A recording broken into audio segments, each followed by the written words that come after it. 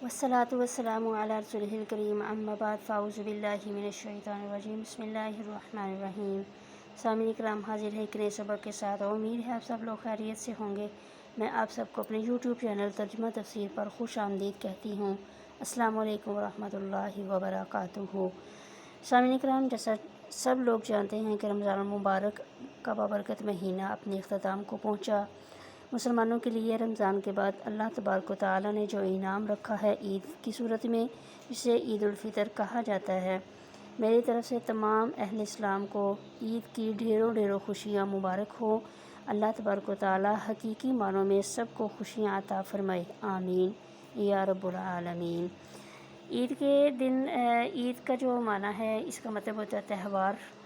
और फ़ितर जो है ये फ़ितराना को लफ्ज़ से लिया गया है, चूँकि ईद जो है ईद के दिन सदका फ़ितर अदा करना। और सदका फ़ितर किन लोगों पर वाजिब होता है कि जो साहिब नसाब हों। हदीस मुबारक में है कि सदका फ़ितर जो है ये रोज़ों को गंदी बातों से पाक करने के लिए और मस्कीनों की रोज़ी के लिए मुकर्रर किया गया है।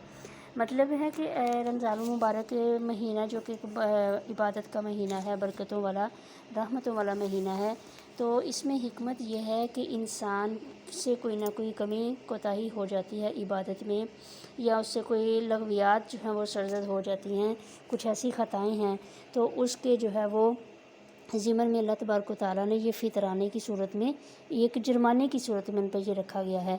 और दूसरी तरफ जो मिस्कीन लोग हैं उनके लिए ये रिज़्क़ का एक बहाना बना दिया है, एक सबब इसमें बना दिया गया है, ताकि जितने भी ऐसे लोग हैं मसाकीन हैं कि वो भी दूसरे आम लोगों के साथ मिलकर ईद की ये खुशियाँ मना सकें। शुरू करते हैं आज का सबक। आज सबक हमारा सूरह बकरा का रुकू नंबर 16 से है और आयत नंबर 130 से है। बिस्मिल्लाहिर्रहमानिर्रहीम। वमन यरग़बु अन मिल्लति इब्राहीम वमन यरग़बु, और कौन एराज़ करेगा, अन मिल्लति इब्राहीम, मिल्लत इब्राहीम से, इल्ला मगर, मन सफ़ीह नफ्सहु, मगर वही शख्स जिसने बेवकूफ़ बनाया अपने आप को। वलाक़द इस्तफ़ैनाहु फ़िद दुनिया, वलाक़द और अलबत्ता इस्तफ़ैनाहु हमने चुन लिया उसको, हु ज़मीर से मुराद इब्राहीम अलैहिस्सलाम है, फ़िद दुनिया दुनिया में, व इन्नहु फ़िल आखिरती और बेशक आखिरत में, लमिनस सालिहीन अलबत्ता वो सालिहीन में से होंगे। यानी कि सफ़ीहा नफ्सहु बमानी जहालत के है, जहल के है। मतलब कि इसके जो लफ्ज़ के मानी हैं, इसमें ये चीज़ आती है कि अपनी ज़ात से ही किसी का अहमक होना। यानी कि ये दूसरी वजह पर यह होगी कि मिल्लत इब्राहीमी से रूगर्दानी तो वही शख्स करेगा जो अपने नफ्स से भी जाहिल हो, अपने आप को भी ना वो जानता हो कि मैं क्या हूँ, मैं हूँ क्या, मेरी हकीकत क्या है। उस शख्स से सिर्फ़ और सिर्फ वही दीन इब्राहीमी से, मिल्लत इब्राहीमी से एराज़ करेगा कि जो ख़ुद भी क्या होगा, बेवकूफ़ होगा, क्योंकि मिल्लत जो है ऐन दीन फ़ितरत है। तो इसकी वजह ये बयान फरमाई है कि इस मिल्लत का शरफ़ फ़जीलत इससे ज़ाहिर है कि अल्लाह तबारक व तआला ने इसी मिल्लत की वजह से हज़रत इब्राहीम अलैहिस्सलाम को इज़्ज़त व बुज़ुर्गी अता फ़रमाई है। आखिरत में भी दुनिया की इज़्ज़त व बुज़ुर्गी का मुशाहिदा तो सारी दुनिया ने कर लिया, और आखिरत में भी वो क्या होंगे, इन्नहु फ़िल आखिरती लमिनस सालिहीन, कि आखिरत में भी इब्राहीम अलैहिस्सलाम सालिहीन में से होंगे। इज़ क़ाल लहू रब्बुहु अस्लिम, इज़ क़ाल लहू, याद करो वो वक्त, क़ाल लहू जब कहा था उनको, रब्बुहु उनके रब ने, अस्लिम इस्लाम ले आओ। क़ाला इब्राहीम अलैहिस्सलाम ने कहा, अस्लमतु मैं इस्लाम ले आया, li रब्बिल आलमीन रब्बुल आलमीन के लिए।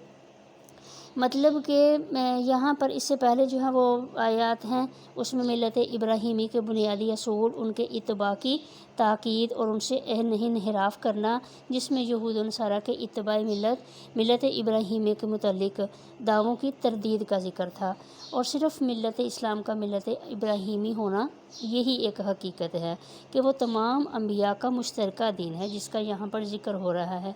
और इसमें क्या फरमाया जा रहा है कि जब अल्लाह तबारक व तआला ने इब्राहीम इस्लाम से कहा था कि क्या करो, लहू कहा उसको, रब्बुहु उसके रब ने, अस्लिम इस्लाम ले आओ, خود کو اسلام مسلمان ہونا اسلام، اس کے جو ہے وہ معنی کیا ہے کہ خود کو کسی کے سپرد کر دینا، اپنے آپ کو کسی کے حوالے کر دینا۔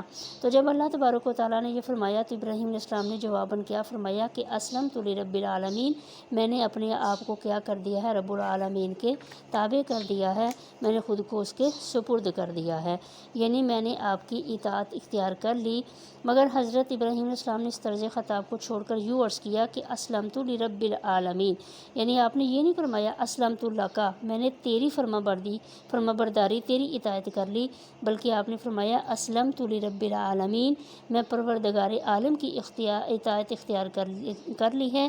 تو اس میں اس چیز کی جو ہے وہ کیا ہو گئی، تردید ہو گئی کہ صرف اور صرف جو ہے وہ کیا ہے، رب العالمین یعنی کہ الہ واحد ایک ہی معبود ہے۔ ووصا، اور وصیت کی، بہا، اسی کی، ابراہیم علیہ السلام نے بنی ہی اپنے بیٹوں کو، و یعقوب، اور یعقوب علیہ السلام نے، یا بنی، یا اے میرے بیٹو، ان اللہ اصطفیٰ لکم، بے شک اللہ نے چن لیا ہے، لکم الدین، تمہارے لیے دین کو، فلا تموتن، پس ہرگز تمہیں موت نہ آئے، پس نہ تم مرنا، الا مگر، وانتم مسلمون، مگر اس حال میں کہ تم مسلمان ہو۔ یعنی کہ اسی چیز کا ذکر آ رہا ہے کہ حضرت ابراہیم علیہ السلام نے اور حضرت یعقوب علیہ السلام نے اپنے بیٹوں کو اسی چیز کی وصیت کی تھی کہ جب بھی تمہارے لیے جو ہے وہ کیا ہے، اللہ تبارک و تعالیٰ نے دین اسلام کو چن لیا ہے، دین اسلام کو تمہارے لیے پسند کر لیا ہے، اب اس کے علاوہ کسی اور دین کی پیروی نہ کرنا۔ اور فلا تموتن الا وانتم مسلمون، یعنی کہ تم جب بھی مرنا، مطلب کہ ہے کہ اللہ تعالیٰ نے اس چیز کو تمہارے لیے پسند کر لیا ہے، اسلام کو پسند کر لیا ہے، دین کو جس کو پسند کر لیا ہے اسی دین پر تمہاری موت بھی واقع ہو۔ مطلب کیا ہے کہ جب بھی تمہاری موت کا وقت آئے، دین سے انحراف نہ کر لینا، دین سے منہ نہ موڑ لینا، منہ نہ پھیر لینا، تم مسلمان ہی مرنا، مسلمان کی حالت، اسلام کی حالت میں ہی تمہیں موت آئے۔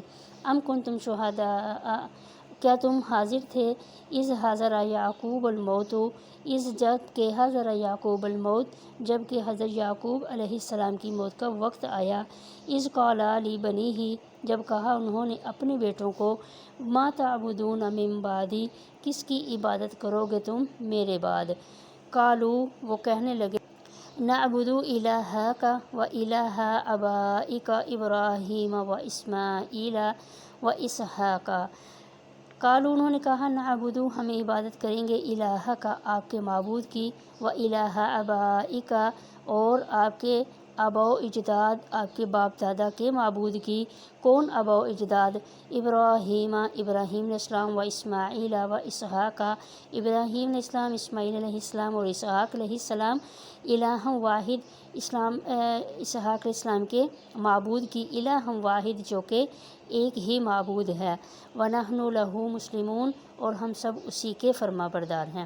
مطلب آیت مبارکہ کا ہے کہ جس طرح عام انسان اپنی موت کے وقت یہ چاہتا ہے کہ جو بڑی سے بڑی دولت ان کے پاس موجود ہے وہ اولاد کو دے دی جائے، تو یہاں بھی اسی چیز کا ذکر ہے کہ جب حضرت یعقوب علیہ السلام کی موت کا وقت قریب آیا، انہوں نے اپنے بیٹوں کو بلایا، جو کہ 12 بیٹے ان کے تھے، اور اب ان 12 بیٹوں کو بلایا، ان کے بلا کر یہ پوچھا کہ ما تعبدون من بعدی، یعنی کہ میرے جانے کا تو وقت آ گیا ہے دنیا سے، اب میرے چلے جانے کے بعد تم کس کی عبادت کرو گے؟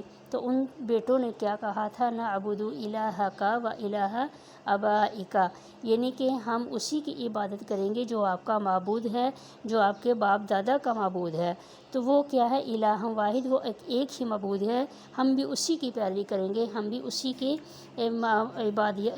عبادت کریں گے، وہی ہمارا معبود ہے، اس کے علاوہ کوئی معبود نہیں ہے۔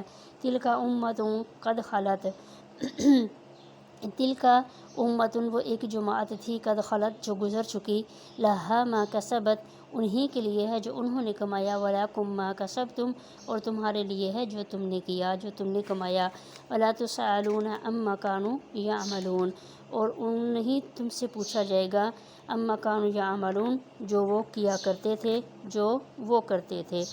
تو اس سے ایسی مبارکہ سے یہ معلوم ہوا کہ باپ دادا کے نیک اعمال اولاد کے لیے کافی نہیں ہوتے جب تک کہ وہ خود اپنے اعمال کو درست نہ کر لے۔